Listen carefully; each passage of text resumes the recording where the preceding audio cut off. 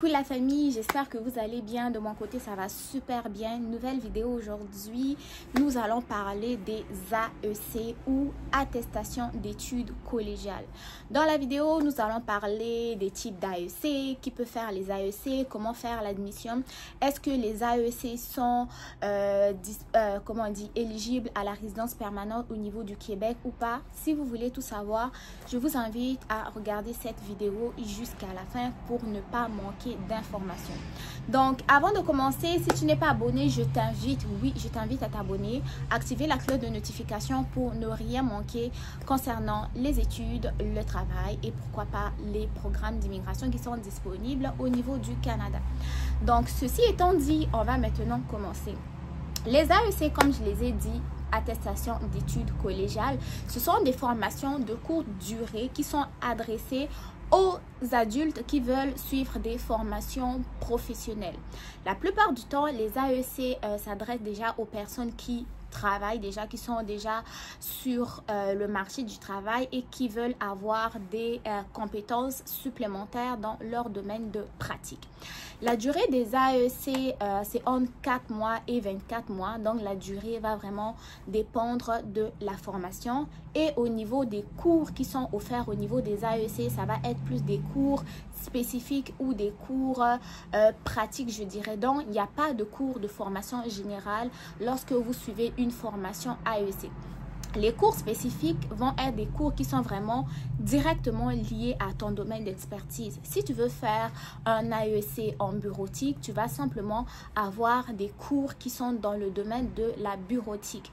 Les cours de formation générale tels que l'anglais, le français, la philosophie ou même l'éducation physique ne sont pas offerts dans les formations des AEC. Pour ce qui est des AEC, vous devez savoir que ces formations-là sont ouvertes tant qu'au niveau des étudiants canadiens, des résidents permanents et aussi au niveau des étudiants non canadiens, mais les critères d'admission vont être différents. Pour ce qui est des étudiants canadiens ou étudiants résidents permanents, eux, ils vont devoir donc écrire une lettre de motivation dans laquelle ils vont expliquer les raisons qui les poussent à suivre une formation AEC. Tandis que pour les étudiants étrangers, eux aussi, les critères d'admissibilité vont dépendre de leur parcours antérieur et aussi du parcours actuels qu'ils vont vouloir suivre. Il faut qu'il y ait quand même une certaine cohérence et aussi le dossier d'admission va être évalué selon le cégep pour lequel vous voulez faire votre demande d'admission.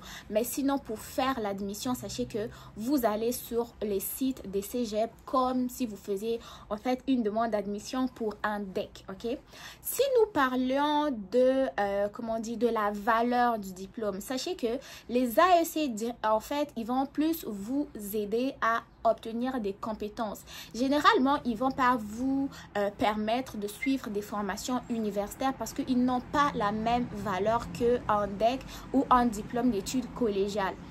Pour pouvoir suivre des études universitaires en passant par un niveau collégial, il faut que vous ayez suivi soit une formation technique avec entente bac, en fait une formation technique par exemple, soit infirmier qui vous donne la possibilité de continuer à l'université, ou une formation pré-universitaire, soit sciences de la nature ou sciences humaines qui vous prépare directement pour le marché de l'emploi. Pour ce qui est des AEC, le chemin peut être un peu plus difficile ou un peu plus long parce que vous allez d'abord faire votre AEC. Si vous voulez aller à l'université, ça vous prendra un DEC. Donc, vous allez devoir compléter les cours de formation générale que vous n'aurez pas suivi au niveau de votre AEC. Ok? Donc, je tiens à préciser que l'AEC, la formation est courte, uniquement formation spécifique. Donc, la formation qui est simplement liée à votre domaine d'expertise, pas de formation générale. Donc, ça n'a pas la même valeur et la même durée qu'une formation qu'un diplôme d'études collégiales, pardon. Et pour aller à l'université, ça va vous prendre un diplôme d'études collégiales. Sachez qu'il y a certains établissements d'enseignement qui vont quand même accepter votre AEC, mais sachez qu'il va y avoir d'autres critères, ok? D'autres critères vraiment à respecter pour pouvoir obtenir votre admission. Là, nous allons maintenant aborder le sujet de la demande d'admission. Sachez que pour obtenir une admission au niveau de l'AEC, les dates limites ne sont pas les mêmes qu'un diplôme d'études collégiales ou un DEC. Sachez que les inscriptions pour les AEC ou le début d'une cohorte va dépendre du nombre d'inscriptions. Alors qu'au niveau des formations ou des diplômes d'études collégiales, ok, parce que les deux sont donnés au cégep.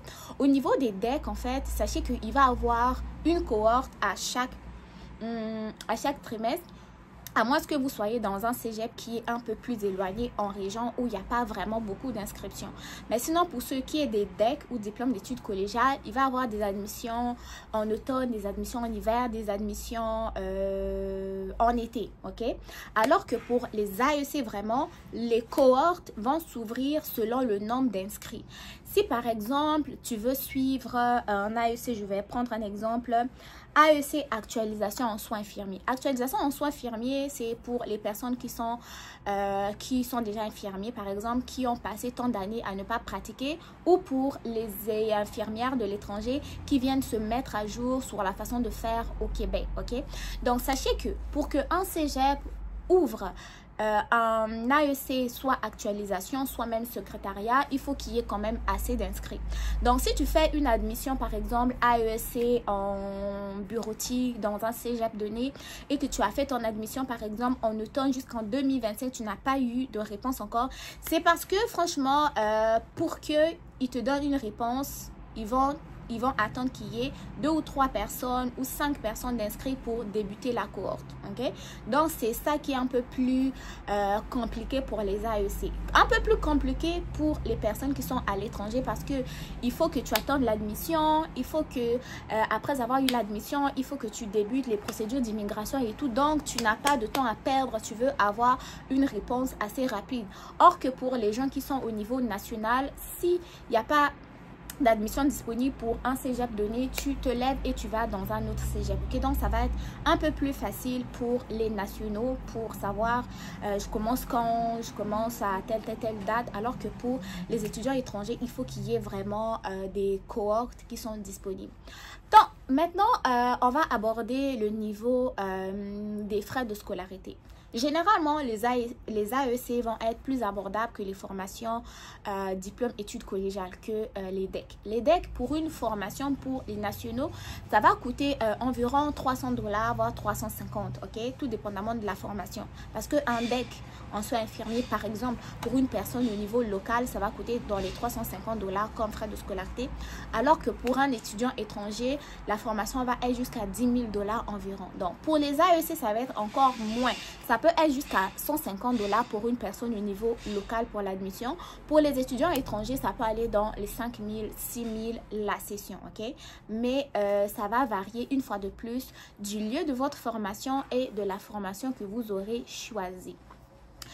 Toutes les formalités, tous les petits critères d'admissibilité, tout ce que vous devez savoir sur la formation elle-même, je viens de vous le dire.